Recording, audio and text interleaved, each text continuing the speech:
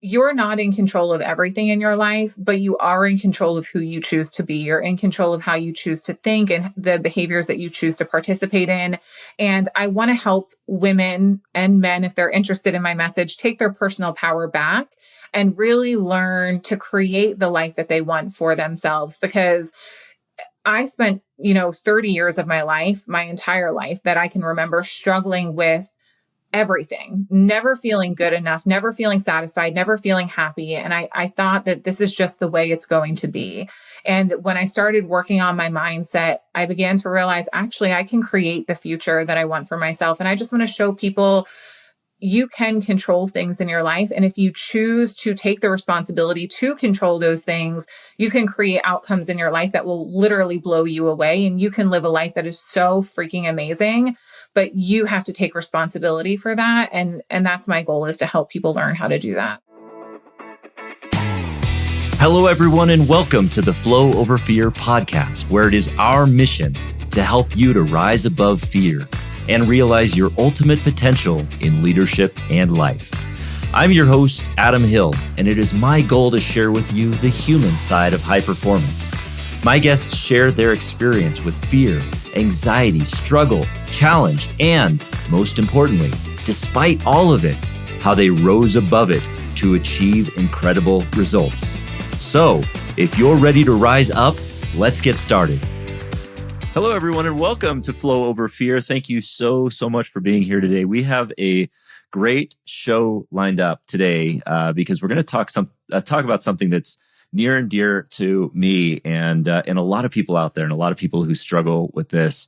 My guest today is incredibly inspirational for what she has been through, what she has overcome, and how she's redefined and empowered her life, and now empowers the lives of other women and people in the world. It's just amazing, and this is going to be a great conversation. My guest is Jessica Battle, and she's a coach, a motivational speaker, and lifestyle influencer on the Join Jessica XO social platforms, on all the social platforms, where she's best known for inspiring women to become the best versions of themselves. Jessica has lost over 100 pounds twice, which has led to being featured in People magazine, on Oprah.com, as well as in the Huffington Post. And after overcoming disordered eating and years of yo-yo dieting, she has built a successful online business, mentoring women in creating the mindset shifts that help them achieve the change that they desire in themselves, their relationships with food, and their businesses. She hosts the wildly popular The Queen of Pep Talks podcast, where she and her guests help people to get out of their own way and step into greatness. Jessica, thank you so much for joining me today. I appreciate it. Of course. I'm really excited to have a conversation with you. Thank you for asking me to come on. Oh, absolutely. And we met recently, and we spent kind of the last 6 months together going through this really great program called Heroic Public Speaking, where we're learning to craft our speech. And you have a very powerful message. And first of all, congratulations for seeing that through, because not only now are you a motivational speaker, you're a certified motivational speaker who's been through an extensive training course, and your message is just that much powerful. So congratulations for that. Thank you. Congratulations to you too. I know that when we've chatted at HPS, I've shared with you too that your message is just so important, and it's so empowering for people to recognize that you can face fear head on and overcome the things that you're afraid of to create the life that you really want. I admire you and your message as well. Congratulations to you. Oh, thank you. Yeah, we have similar messages, little different backgrounds, but I know that addiction takes many forms, and a lot of times, our minds take us into dark places.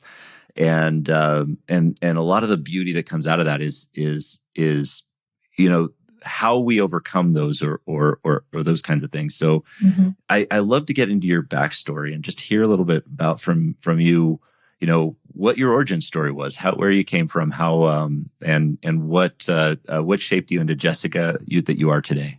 Yeah.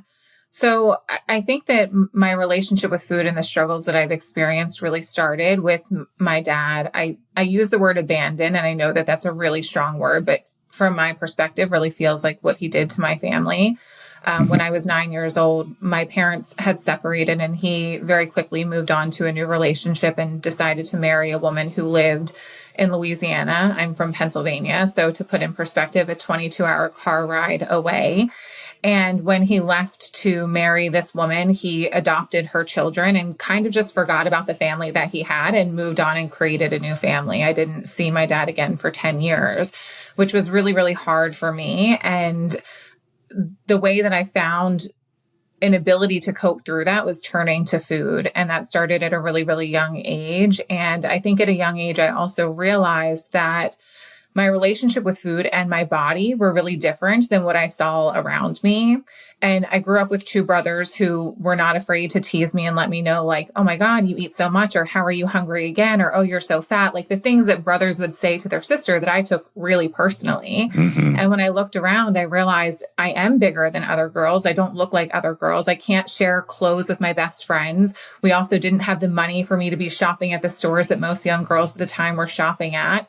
So from a really young age, I had very low self-confidence, very low self-worth. I didn't have a father figure in my life. So I started at a really young age looking for that validation and acceptance in boys at 13, 14 years old. I was looking for love from people outside of myself, as well as comfort in food, and very quickly found myself approaching 300 pounds in my teens. I was 19 years old and I was very close to 300 pounds. And I believed at the time that if I lost weight, my life would be better. I thought that living in a smaller body would create the happiness and the love and the validation that I wanted for so much of my life.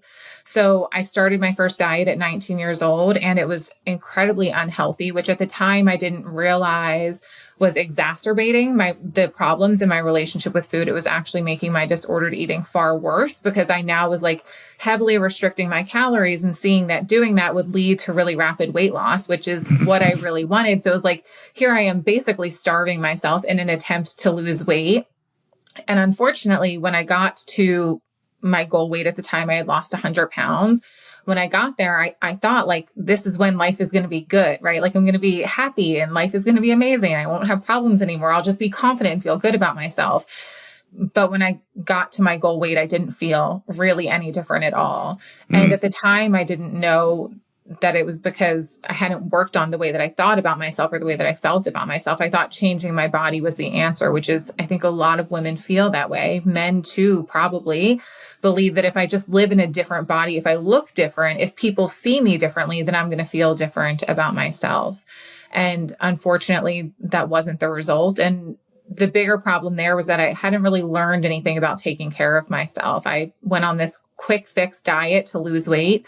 And as soon as I got to my goal weight, I quit doing everything that I was doing that got me there. And I very quickly put every pound that I had lost back on. And that was a really dark period of my life, because I was beginning to realize how dysfunctional my relationship with food was, because here I am now in my 20s. I've lost this weight and I'm very quickly gaining it back. I started to realize that I didn't know how to live and eat in a normal way. I only knew how to live and eat in extremes, where I'm either like really strictly dieting to lose weight, or I'm on the other end of the spectrum and like binge eating and emotionally eating and quickly putting weight back on. So after that, I ended up committing to changing my life again, and I lost 100 pounds again. But again, still getting to my smallest weight, I didn't feel the way that I thought that I would. I still was convinced that my body was the issue. And it took me getting to a breaking point in my life where I was getting ready to get married, and I went on another really strict diet. I got down to the smallest I'd ever been. I weighed less than I did in the 4th grade. And I was having this realization of like, I have everything that I want in my life. I had my incredible husband, who I thought was like the answer to all of my daddy issues, right? I'm living in this skinny body that I thought was the answer to my confidence and the validation and acceptance that I needed from the world. But when I looked in the mirror, I still was really struggling to feel what I wanted to feel. And the last diet that I went on was in 2017. And when I got married on my honeymoon, I very quickly went back to binge eating. And in 11 days, I gained 21 pounds during my honeymoon. And when I came home, I was like, wow, like just having this huge realization of like, if you don't focus on something else, you're going to live in this cycle for the rest of your life. You're going to Right. lose weight and then crash and burn and put weight back on. You have to address the deeper issues. So I started looking at my relationship with food and how do I fix that? I started looking at my self-worth and my confidence and asked myself, how do you build yourself up in a way that isn't dependent on being as small as possible? I did a lot of healing work and therapy around my relationship with my dad to try and figure out, like, how do I overcome these things that I've been using kind of as an excuse to treat myself this way? And for the last 6.5 years, I've been working really hard on the parts of myself that I spent my entire life avoiding. I stopped Hmm. obsessing over my body and I started focusing on who I am as a person. And it's genuinely led to a happier and more fulfilling life than I ever could have imagined. My body was never the problem. It was the way that I thought about myself that was the problem. Wow. I love that last sentence that you said there. And I mean, your whole story is incredible as far as the as far as building and developing that awareness of knowing that it's not your body that's the issue. It's fixing really what's inside and those deeper Mhm. issues. I can relate to a lot of that in terms of um, of drinking heavily when I was younger and no longer drinking, not becoming an alcoholic, but then like kind of transferring my energy or my addiction over to something as extreme as like Iron Man and trying to like get as Mhm. fast as I could. Mhm. That I it there's you know a lot there's nothing wrong with chasing those kinds of dreams, but like if we're not addressing what's inside, that's Mhm. so problematic. So what is it, as far as the thought of being, you'd mentioned that first time that you lost weight, that the thought of being skinny, that would kind of fix everything. Mhm. Are we, where is that thought coming from? Is that society bringing us to that? Because I know that a lot of people, women and men, and probably mostly women, struggle with that. Yeah. Where's that coming from? It's really interesting. I just saw the other day on social media from a friend that I follow, and I thought this was so beautiful, and a thought that will probably stick with me forever. She Hmm. was filming a video of her daughter, who was maybe 10 or 11 months old, and she's standing pressed up against the mirror and she's looking at herself and she's just smiling so much. She's so happy to see her reflection, just like wowed by seeing herself. And everything that she does, she's giggling at and smiling at. And my friend posted, this reminds me that we inherently love our reflections, and we are born thinking that we're incredible and that we're beautiful. Hmm. It's the world that starts to tell us otherwise. And I mean, at age 6 and 7, I was being told that I was fat by my brothers. And then I went to Yeah. school and was bullied and told that I was, fat and I should lose weight. And I remember when I started dating, guys saying, oh, you'd be so pretty if you just lost 50 pounds, or you'd be dateable if you just lost 50 pounds. And Hmm. watching it like America's Next Top Model, and they're screaming at 100-pound models that they're too fat. So it's like, Oh my I do, gosh. I do think that society tells us that unless you are thin, and I do think that now things are getting better. I do see a shift, but I remember growing up, like standing in the grocery store line in 17 magazine being like, here's 5 ways to lose 20 pounds in the next 10 days, like just being Yeah. told over and over and over. And also, I love my mom dearly, but her messaging of telling me, like, if you just do this, you'll lose a little bit of weight, or watching her pick her own body apart, or restricting her own food so that she didn't gain weight. Yeah. I just remember from every angle in my life, it was like being overweight or being fat is wrong or bad. And I think coupled with the self-esteem issues that I had because of my dad feeling like, if this man who's supposed to love me more than anyone else in the world doesn't love me, then clearly Hmm. there's something wrong with me. And I probably would have felt that way even if I was thin. So I think that being overweight and hearing that message from the world on top of my own already insecurities because of my relationship with my dad, I think that, yeah, society makes us feel that way. And then we get in the habit of telling ourselves that society is right. So we start to believe that we're wrong when we're Yeah. overweight. Yeah. That's, and it's so hard. I mean, when yeah, we are living in the society where we look at what we would consider this easy, superficial solution oh, if I just lose weight, if I just get skinny, and then there's hundreds of options out there on how we can do that. most of which involve restriction, by the way. Mm-hmm. It's just, it's suppressing the issues that we should be looking at, Mm-hmm. and really reinforcing this idea. And I see it, especially with having kids now. I mean, Mm-hmm. I see it in our own kids and how hard it is. And yeah, it's so, yeah, it's hard to reconcile a lot of that. But you're talking a little bit about how your relationship with food, how Mm-hmm. that changed. And I see that a lot too, where even like, it's not that we tend to have, at least, and maybe tell me if I'm wrong about this, but this is kind of just what I see out there. We have this bias in our society that the biggest epidemic is the obesity epidemic. Mm-hmm. And maybe I just see this personally, but I see that there's another silent epidemic of eating disordered eating that leads to anorexia, bulimia, all that kind of other stuff. That is just as tragic, if not, more so. Absolutely. Absolutely. Do But you you see it the can't same always, way? Yeah. yeah. But I also think that there's a stigma when it comes to eating disorders, Mhm. in that you have to look a certain way to have an eating disorder. Like, there are very normal sized women who are walking around and you would look at and think nothing is wrong, but they're struggling with disordered eating behind the scenes. Maybe that's binging and purging, or maybe that's just heavily restricting and skipping meals. There's this disordered eating, whereas obesity, you can look at someone and see that. So it's easy Mhm. to sit in a room and look around and think, wow, these people are obese. But when there are people struggling with disordered eating, you can't always tell by looking at them. And I've seen from women that I've been connected with on social media that that's a problem, that they go to the doctor and they're normal size and they want to talk about disordered eating. And the doctor's like, well, you're a normal weight, so there's no problem here. Yeah. As if they Mhm. can't have a disordered relationship with food just because they're a normal weight. Yeah. Yeah.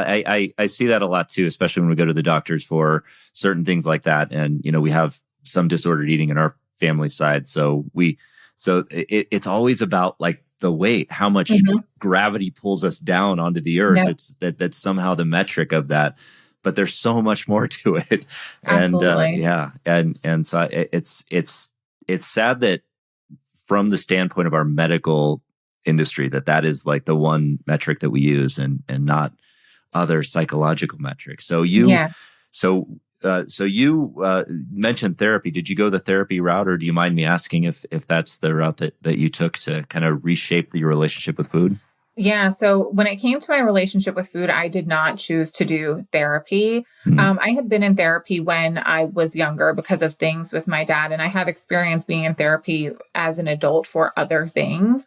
But to be quite truthful with you, when I set out on a journey to heal my relationship with food, much like every other thing that I've done in my life, I didn't really think that it was going to happen, because I was chronically a woman who was good at starting things, but never really following through with them. So Mhm. I had successfully lost this weight twice, but I mean, I had started probably 200, 300 diets in my life, right? I dropped out of college 7 times. I quit jobs left and right. I moved apartments, like everything that I started in my life. I very quickly, as soon as things got hard or challenging, it was like, oh, I'm done with this. Mhm. So when I started this journey to healing my relationship with food, I was in a really dark place and I felt like this was my only option. But if I'm being quite honest, I didn't ever think that I would actually get to the point where I am today. So I didn't even want to commit to something like seeking professional help. Yeah. I started by reading a book, and I read a book called Brain Over Binge, and the author, her name is Katherine Hansen. And it was the first time in my life that I had ever felt like someone understood what I was going through. Because there are so many things in life, and I'm sure you resonate with this. When you're going through something that's really hard, there's a lot of shame there and embarrassment, and you don't really want to tell people about it. Yeah. There weren't many people in my life that even knew my struggles with my relationship with food. My husband didn't even know. I had hidden this from as many people as I could because I was so embarrassed of like, how do you feel so out of control with food? Like, why can you just not stop eating? I thought that there was something really wrong with me. Mhm. And I remember having an episode where I actually locked myself out of my house while my husband was at work because I could not stop eating. Like I had probably eaten 15,000 calories that day. And I knew if I went back in my house, as sick as I felt and as out of control as I felt and as sad as I felt, I would just keep eating because I felt really powerless. So I had recorded this video on social media, and I I decided to myself, if I'm going to be an influencer who shares my life with people, I am not only going to share the good parts of my life with people. So I decided to post this video, and I remember thousands of comments on the video from people saying, wow, thank you so much for sharing this. I really resonate. I've been through this myself. And people were recommending that I read this book called Brain Over Binge. And so I started it and I read probably half of it. And by the time I got halfway through it, I was like, I'm not ready to actually do this. I'm not ready to face this head on. So I put the book down and I just ignored it. And I put on a bunch of weight during that time. And then I pulled the book back out and I read it again. And then I read it again and again and again. I probably read the book 10 times. And I really took the words that she shared to heart because I felt like she understood. And sometimes when you're going through something that there's so much shame attached to, you just want to feel like you're not the only one that's going through it. And with therapy, I think therapy can be incredibly beneficial, but most therapists don't relate to everything that you're going through. And this book for me was profoundly life-changing and gave me the tools that I needed to start taking the steps in the right direction. And then I started reading as many books as I could about healing my relationship with my body, learning to become an intuitive and mindful eater, how I can stop binge eating, how I can start coping with my emotions without turning to food. And I really spent the next probably 18 months to 2 years just like down a rabbit hole of learning as much as I could about healing myself. Yeah, that's hugely powerful. And that's really courageous. Not a lot of people certainly, who are putting themselves out there as influencers would share information that vulnerably like that, especially when it's raw. But I can relate a lot to that too, because going through, alcoholism, and I don't want to make a comparison between, maybe disordered eating that people might be going through and alcoholism, though they're similar. They're not the same, but I remember, obviously when you go through healings, you go through Alcoholics Anonymous, which is a great program, not promoting it, just it's something that worked for me. But I found that the biggest transcendence that I was able to come to in healing from that was being open about the story. Did you, and I don't want to promote that people kind of go out there and share from their open wounds right now or anything like that, but I'm just curious, that was kind of an inflection point for you where that healing started, where you shared openly about the struggles you're going through and realized that you're not alone. Is that right? Yeah, absolutely. And I do agree. I would never encourage someone to go out there and share just for the sake of like wanting to be relatable or wanting to feel like they're being vulnerable. I think the only time that you should do it is when it's genuine and you really want to and feel safe to. I think feeling safe to share is really, really important. I really trusted my community at that point in time. And I just felt like it was my responsibility to show the good and the bad. But more than anything, I began to realize at that time, much like you're saying, Adam, like I began to realize that putting words to how I feel and saying it out loud makes the situation so much more real, right? It's not just like these thoughts that are playing on repeat in my own mind. It's like I've given them words and I've put language to it and I've expressed the way that I feel. And I think that when you start to do that and you allow yourself to really see how real the situation is, that's when you can really start to process through it and make changes because you've admitted it. And it's like acknowledging and admitting are the first part of creating change. And until you take ownership of that. And at that time, it was my dirty little secret. Like I didn't want anybody to know. And then when I aired it out, it was like, wow, like it feels good to just say that this is my truth and I don't have to hide this anymore. And when you take off that barrier of feeling like you have to hide, it's like you give yourself the permission to start taking the steps to overcome. Yeah. Yeah. So at that time when you kind of made that public announcement, you were already an influencer, so to speak. You'd already been. So were you at that time? Were you helping women and people through business or just through weight loss, or how were you? I wasn't doing any coaching at that time. So my social media, Instagram specifically, I started about 10 years ago, and it really became a diary for my weight loss journey. And it was a place where I would show up and, share before and after pictures and inspire people and motivate people to lose weight, and encouraging them by sharing what workouts I was doing and the meals that I was eating. Very, very different than it is today.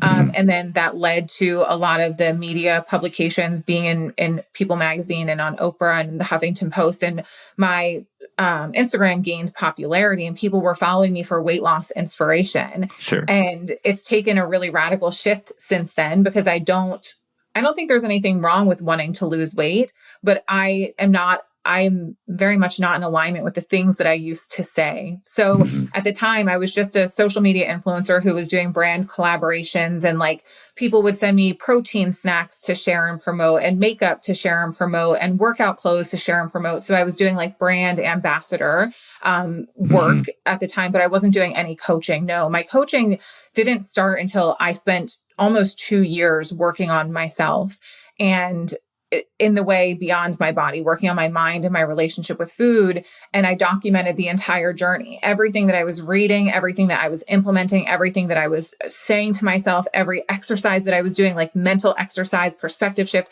I was sharing everything. And then people were coming to me and saying like, wow, I see such a difference in who you are today versus who you were 2 years ago. Your confidence, your self-worth, the way that you talk, the way that you show up, the things that you care about, your consistency. They saw me as a different person, and they started saying, I want to achieve what you've achieved. Can you please help me? And that's how my coaching business was really born. That's incredible. Yeah. And I know it sounds like that's a very that made the decision to kind of go forward about that vulnerable piece more difficult, because you already have this base of followers and this audience. And now you're basically doing, one post that's going to shift the entire trajectory. Did you know at that time that would shift the trajectory of your brand? I don't think at the time that I realized how impactful sharing that was going to be. I was in a place where I was in a really dark place myself at the time. And I think I just wanted to share with people more than anything else. And I think I even said in the video, like, I share a lot of smiles and motivation here with you, but let's not ever forget that there's so much going on behind the screen for people that you don't see, that they're not sharing with you. And I think at the time, my intention was, yes, to share what I was struggling with, but also to remind people, let's not put social media on a pedestal. Let's not idolize people who are also human and struggling with things behind the scenes. And it definitely did. I don't know if it was immediately that it shifted the trajectory of things, but over the last several years, I've had people who don't resonate with what I share anymore. They are still very much on the weight loss, yo-yo dieting bandwagon, and that's okay. But I would not hold myself back from pivoting my brand in the way that's fully in alignment with who I am now. I think that we have to give ourselves permission to grow and change. And with that, our brands are going to evolve, and people will stick around and people won't. And we have to be okay with that. Yeah. I love that. And I'd love to get into the business side of things, because I know that you run a very successful coaching business and help other people to grow their own businesses, as I understand it. And I want to kind of tie up some loops just to make sure that, we kind of get into a little bit more with the relationship with food, because I'd love to know what that means to you. How when we're I guess flooded with these visions of diets that are restrictive, like, thinking keto and not saying bad things about them. They all have their place, but of right. Course. But when we're flooded with those kind of restrictive diets saying this works for everybody, this will work for weight loss, all this kind of stuff. What does a healthy relationship with food look like? Yeah. Or is that just too big of a question?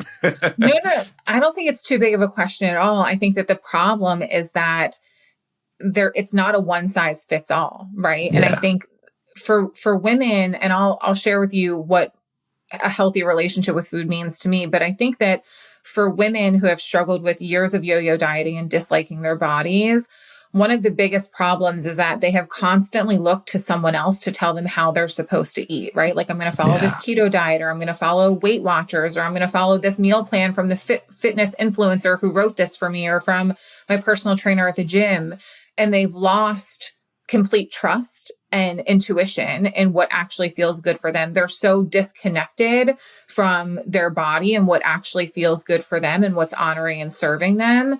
For me, I knew that a healthy relationship with food for me would mean that food is just food. Yeah. And I think for women listening, or anyone who's struggled with their relationship with food, they'll understand what I mean when I say that. But I spent so much of my life constantly thinking about eating, not eating, my body, how food was going to impact my body. Would people judge me for the way that I was eating? If I started eating, would I be able to stop? Was I allowed to eat this food? Was I not allowed to eat this food? Like, food was never just food for me. It was this big emotional ordeal where it was like, I had to ask myself 6 million questions. Am I dieting right now, or am I binging right now? Is this a food that's good, or is this a food that's bad? There was so much mental shit. Sorry if I'm not allowed to curse. No, so much please. mental stuff that was just like, it was never just a meal. It was never just like sitting down and eating a meal and moving on. It was either eating a meal and feeling like I was a good girl today because I chose to eat a salad and chicken, or I feel like crap about myself because I ate pizza and French fries. Like, I just wanted food to feel like a part of my life that wasn't something that consumed my mind 24/7. And something that really helped me begin to recognize what a healthy relationship with food looked like, truthfully, was being married to my husband and watching him so effortlessly sit down at a meal, eat what he wanted, and have food left on the plate and say, I'm full. And I'm like, well, what do you mean you're full? There's food left on your plate. He's like, well, I'm full. I don't need to eat it. And I'm like, wait, what do you mean you don't have to eat it? Like, the simplest things for me, or him saying like, oh, I'd be like, oh, do you want to stop and get something to eat? And him saying, no, I'm not hungry right now. Or it being 9:00 at night and he's laying in bed and he gets up and he says, I really want a bowl of ice cream, and he lets himself get up and do it. It's like he just had the freedom and permission to eat what he wanted when he wanted, but he was always honoring his body by stopping when his body said that was enough. And that was something that I never knew how to do. I was so out of touch with what my body wanted. Yeah. And I had no intuition and no self-trust to say, I believe I can sit down with a slice of pizza and just eat one and finish there. So for me, a healthy relationship with food is feeling like it doesn't consume my mind 24/7. And I think for every person, in terms of what they eat and how much they eat, that's going to look different. And I think that the blanket meal plans are a big part of the problem, because it's not helping people get in touch with their own hunger and fullness. It's just like, here's a little Band-Aid to help you lose weight right now. But people aren't learning anything in the long run when they're following meal plans like that. Yeah. So when you say blanket meal plans, what do you mean by that? Is that just the diet programs that are out there? Is that what you mean? Yeah, I think things like Weight Watchers, where they're not really taking into consideration so much of who you are and what you've been through and what your activity is. And it's like, a banana is 0 points, so you could eat 1,500 bananas today, but is that really healthy for you? Do you know what I mean? Like, there's not... And I think programs like Noom that have come out that are trying to focus on the mindset aspect of things in addition to the diet can be a stepping stone in the right direction. But I think at the end of the day, women and men who want to improve their relationship with food have to build trust within themselves. And most importantly, have to really get serious about wanting to respect the body that they live in. And I think that's a big disconnect. People only want to treat their bodies well when they're trying to lose weight. And when they're not on a diet and trying to lose weight, it's like life is a free-for-all and I'm just going to do whatever I want and eat whatever I want. I think if we can really get serious about caring about the body that we live in and treating it with respect via the way that we move it, the way that we sleep, the water we drink, the food that we put in our bodies, we'd realize that we'll live a much happier life. And for a lot of people, weight loss will be a result of that in a way that doesn't feel miserable and is actually going to be sustainable long term. Yeah. Yeah, man. I could tell you that I feel like it's resonating a lot with me, because I'm looking at my own patterns that have existed in my life. And while I haven't really struggled with any weight problems, I mean, I consider myself a binger on many fronts, not just alcohol, but like, I feel the urge when I'm eating to continue to eat, especially when it's what we would consider like, unhealthy, like Mm-hmm. pizza or things like that. That kind of stuff is just like I feel like I can't necessarily or don't want to stop. My Yeah. body eventually makes me stop. But Yeah. and so on my path, and that's it feels a little different from what maybe the rest of my family goes through, which is the other side of it, where they're more inclined, or there's a compulsion to restrict, Mm-hmm. and so there's maybe different ways in which we have to go about it. So that idea of like that maybe not the one size fits all. I find that what works for me is I kind of have the same, and this people may hate this idea, but I have the same kind of lineup of food that I have every day because it works. It's like Mm-hmm. oatmeal, smoothie, eggs and rice and all this kind of Mm-hmm. stuff, and it just works, and it's easy for me because I know that Mm-hmm. this is going to be the pattern. But Yeah. I don't know if that's the right relationship, but it's worked.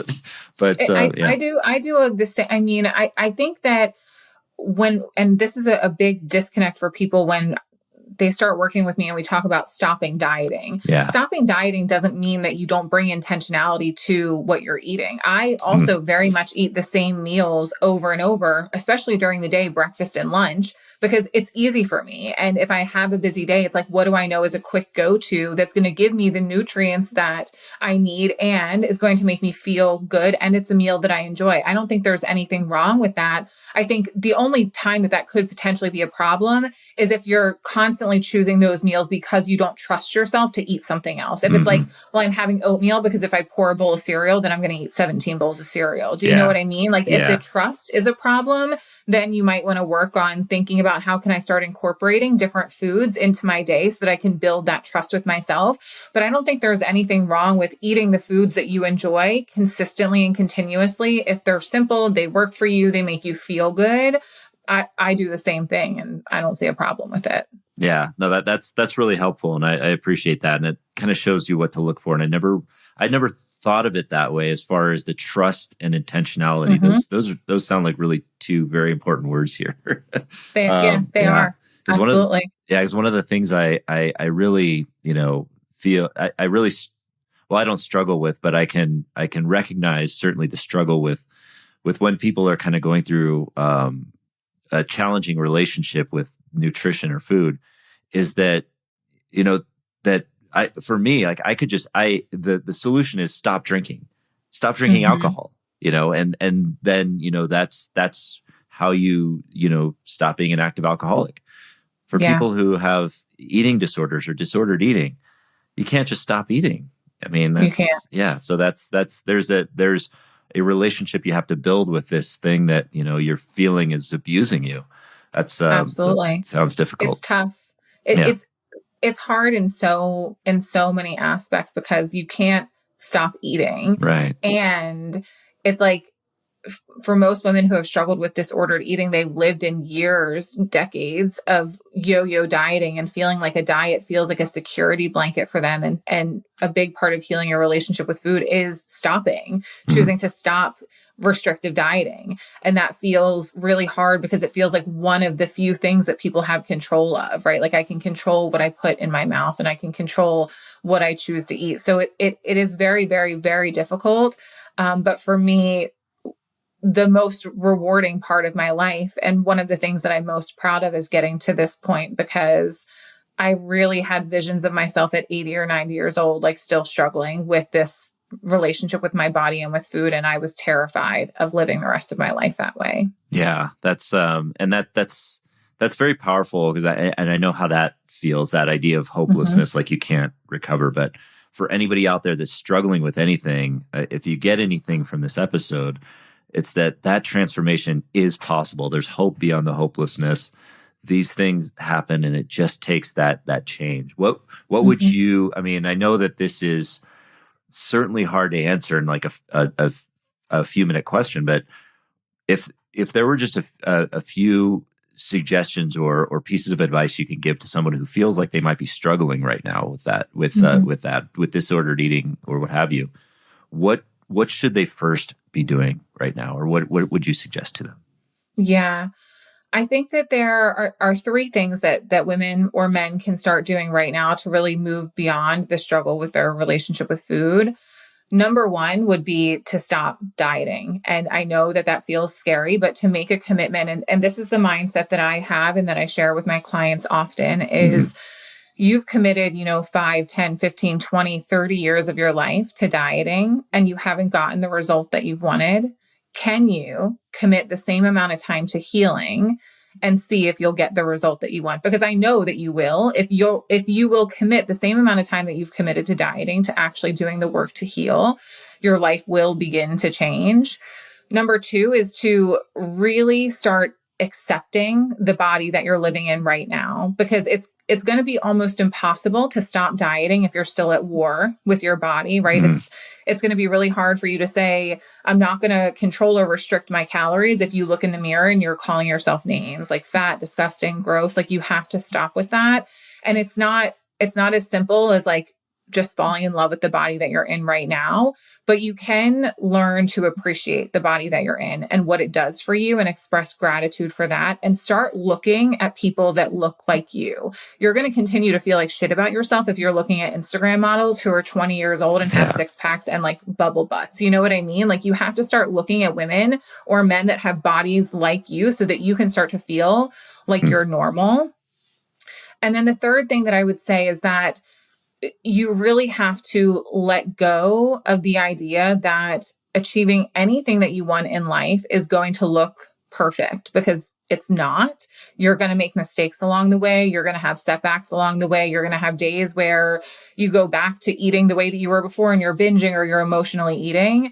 I have these mantras in my life that I use where every single morning when I wake up, it's like we wipe the slate clean and today is a new day. And I tell myself every day, today is the first day of the rest of your life. You can't do anything to change what's behind you, but you can choose who you're going to be today. And I think when it comes to relationship with food, people feel like, oh, I ate pizza and ice cream on a Thursday. So like now I feel bad Friday morning waking up. So I'm just going to sabotage myself all weekend and I'll get back on track Monday. You have to stop living with that kind of mentality and really see every moment when it comes to your choices with food as an opportunity to act in alignment with who you want to be and how you want to feel. So I would often ask myself when I was struggling with my relationship with food, I would say, Jessica, how are you going to feel on the other side of this choice? Are you Mm-hmm. going to feel good about your decision? And if you are, great, do it. But if you're not going to feel good about this decision, you need to take 60 seconds to think about, is this choice worth making? Because when it comes to relationship with food, so many of the choices that you make, they're just autopilot choices. You're not even thinking about it. It's like, I want to eat, so I just go eat. You don't even give yourself an opportunity to think about, is this how I want to behave? And if you can create that self-awareness and then become intentional in your choices, you'll start to see that you can override the immediate thought to go eat. You can make the conscious choice. It's going to suck a little bit in the beginning, but just like you've gotten so accustomed to turning to food immediately, you can also get accustomed to questioning yourself and saying, do I really need this right now? Yeah. Wow. So yeah, it gets back to that intentionality piece, being Mm-hmm. intentional about it. Do Yeah. do those thoughts that those negative thoughts, do those ever go away with this all this work and this practice and everything? Do they go away? Do they come in waves? How does that look over the long term? Well, I think when you say negative thoughts, can you be more Oh, specific? sure. Because yeah, of course, Yeah. I have Negative negative thoughts. thoughts. Yeah, negative But thoughts are always there. Good point. No, I think with regard to the shaming around food, like yeah, with regard to that, is that something you just have to live with, or does it go no. away? No, excellent. So when I set out on this journey 6.5 years ago, I had made peace with the idea Mm-hmm. that I may have to have a heightened level of self-awareness around my relationship with food forever. And I was okay with that because I thought about, what's the alternative? I live in this life where I'm miserable because I'm constantly binging and restricting. But I can say that since probably 2019, I have not felt bad about eating ever. I no longer associate food with my self-worth. I'm no Mm-hmm. longer a good person if I eat healthy or a bad person if I eat something that's unhealthy. I don't ever feel guilty for the food choices that I make because I've recognized I'm so much more than my physical body. And I never should have felt bad about food in the first place. I don't know where I learned to feel bad about food, but it's not the way that I was meant to spend my life. And I think with enough conscious redirecting around your thoughts when it comes to food, you can get to a place where you don't feel those negative emotions anymore. That's so powerful. Thank you for sharing that. Is I think Yeah. and I hope that adds a lot of hope to people that might be listening and struggling with that, because it does get better. So Yes. yeah, stay with it. And so I want to kind of switch gears into the business side of it, because you are incredibly successful in your business and in helping women to help build their businesses and things like that. Can you tell us a Mhm. little bit about what you're doing on that front, on the coaching front, how that started and where you're going with it? Yeah. So my coaching business started, as I talked about before. I was really just openly and vulnerably sharing my life and my journey and the things that I was doing. And I had grown a pretty large following on social media, and people were interacting with me and saying, wow, like I see you living this life now where you look so happy, like genuinely happy. You're in a body that you take really good care of, but you're not obsessed with being skinny anymore. Like, these are the things that I want for my life. How can I do this? And at the time, I was genuinely so naive. I had no idea that the coaching industry even existed in the way that it did. This was in 2019. And I thought, well, I guess I could create something for these women. I could create some kind of program that I take them through. Mhm. And I thought I was like doing something earth-shatteringly amazing, and no one was doing coaching. I was like, I'm going to create something so cool. And I did. So I created this 4-week program, which has become my most popular program. It's the Mind, Body, and Spirit Transformation Program, where I work with women around their relationship with food, whether that's binge eating or emotionally eating. I share all of the things that have gotten me to where I am today in terms of the mindset shifts that I had to make, the body healing, the relationship with food healing. And from there, I guess I just grew in popularity in my coaching, and seeing that I really had the ability to help people. I didn't know in the beginning if I could really make a difference. I didn't know if the way that I spoke or the way that I taught or my story would resonate with people. But over the last almost 4 years now, I've shockingly, and I'm just mind blown by it myself sometimes, had the ability to really help women completely transform the relationship that they have with themselves and with their bodies and with food. I mean, women who are binge free for 3 years now since going through my program and feel better in their bodies than ever before. Clients who stop dieting but have lost 50 or 60 pounds just through being intuitive and honoring their bodies. It's been incredible. And it's sometimes difficult for me to comprehend, because I know who I used to be and I know how I used to struggle. So to see that the work that I chose to do on myself has now turned into this impact that I've been able to make is so beautiful. But probably about 2 years ago, people were noticing that my coaching business was growing, and they were noticing that I had different courses and I had my podcast and I had my brand on social media. And they were like, can you teach me how to do the same? And I said, well, I know how to do it. I can see if I can teach you how to do the same. Same with my coaching around relationship with food. I said, well, let's try. So I put together a program, and the women came to me, and they're growing their brands, they're growing their followers, they're starting podcasts and getting downloads, they're creating their own courses and changing people's lives. So it's really just been like a one step at a time, figure it out as you go. And I've been so fortunate that everything that I've done has been really successful in helping people get the results that they've wanted. Yeah. So you found your calling through the challenges that you've already, experienced it and been through. And that's such, that's such a powerful, I do want to thank you for bringing this message out there, because it's so important for a lot of people. And to add value where you've struggled in the past and where you've been able to overcome, that's the best way in which you can add value. And Absolutely. and I think it's beautiful, and I think your the podcast that you have, which is the Queen of Pep Talks. I love that name. I love it. Thank you. It's a great podcast. It's a top 0.5% podcast on Listen Notes. It's wildly popular and wildly valuable. Can you talk a little bit about what you're doing there and how you help people? Yeah.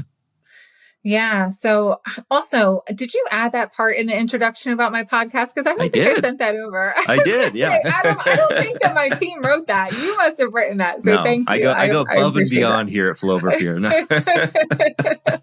I really appreciate that. Sure. Yeah. So the Queen of Pep Talks, we can actually thank one of my Instagram followers for that name, because she messaged me one day and she said, wow, you're really the Queen of Pep Talks. And I was like, I'm totally using that for the name of my podcast. So thank you to whoever that was. I appreciate them.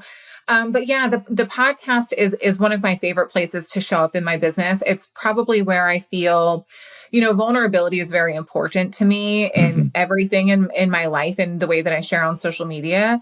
But my podcast is where I feel safest to be vulnerable, because I know that the people who are there choose to be there, right? On social media, you can say things and anyone can happen upon Yeah. it, but your podcast people are there because they want to be there. And they're really people that genuinely care about what you have to say. So my podcast is really focused on, very similar to the title of the podcast, it's really focused on inspiring you and empowering you to be your best in any area of your life and to overcome the struggles and the challenges and the roadblocks, and to learn to look for silver linings and gratitude in the shitty things that happen in your life. Like, I really am just so passionate about helping people understand that you're not in control of everything in your life, but you are in control of who you choose to be. You're in control of how you choose to think and the behaviors that you choose to participate in. And I want to help women and men, if they're interested in my message, take their personal power back and really learn to create the life that they want for themselves. Because I spent, 30 years of my life, my entire life that I can remember, struggling with everything, never feeling good enough, never feeling satisfied, never feeling happy. And I thought that this is just the way it's going to be. And when I started working on my mindset, I began to realize, actually, I can create the future that I want for myself. And I just want to show people, you can control things in your life. And if you choose to take the responsibility to control those things, you can create outcomes in your life that will literally blow you away. And you can live a life that is so freaking amazing, but you have to take responsibility for that. And that's my goal, is to help people learn how to do that. That's so beautiful. Thank you for sharing that. And thank you for Thank continuing you. to do all of this work, because I can't say it enough. For me, it's deeply personal on, what you're doing and how you're helping people. And it's a breath of fresh air to see the work that you're doing to help people to overcome something that you've struggled with, and overcome and become a champion for. It's a powerful message. And yeah, the podcast is great. If the audience out there wants to listen to that story and learn from somebody who's not only been through it, but helped many, many, many, many people through struggles with their relationship with food, with coaching, and with building brands, listen to Jessica's podcast, The Queen of Pep Talks, and look for her on a stage near you as she starts her speaking journey. And I could tell you, I am both simultaneously have been thrilled and frustrated, because I've heard bits and pieces of your speech, never the whole thing, and I'm waiting to hear the whole thing. So I can't wait to see you on stage someday soon. I feel the same way about you. I'm dying to hear your entire speech, because what I've heard is just fantastic. Thank you. Yours too. And where can people find you if they are looking for you on social media? Yeah. So I'm on social media, join JOIN_Jessica_XO.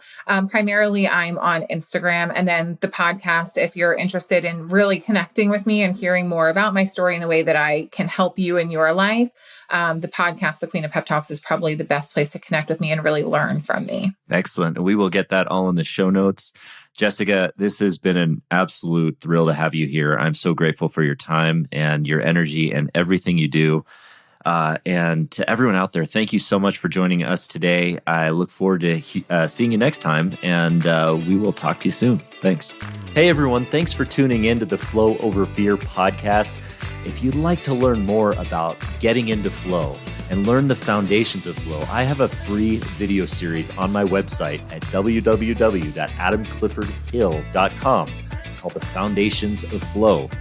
Feel free to go there and download it and start your journey to rising above fear and achieving greater flow in your life. And if you like this episode, and I'm guessing you did if you stuck around for this long, then please do me a favor and hit the subscribe button, and you will receive notifications when I have new interviews, new recaps, and new trainings that pop up on YouTube. Thanks again for joining us.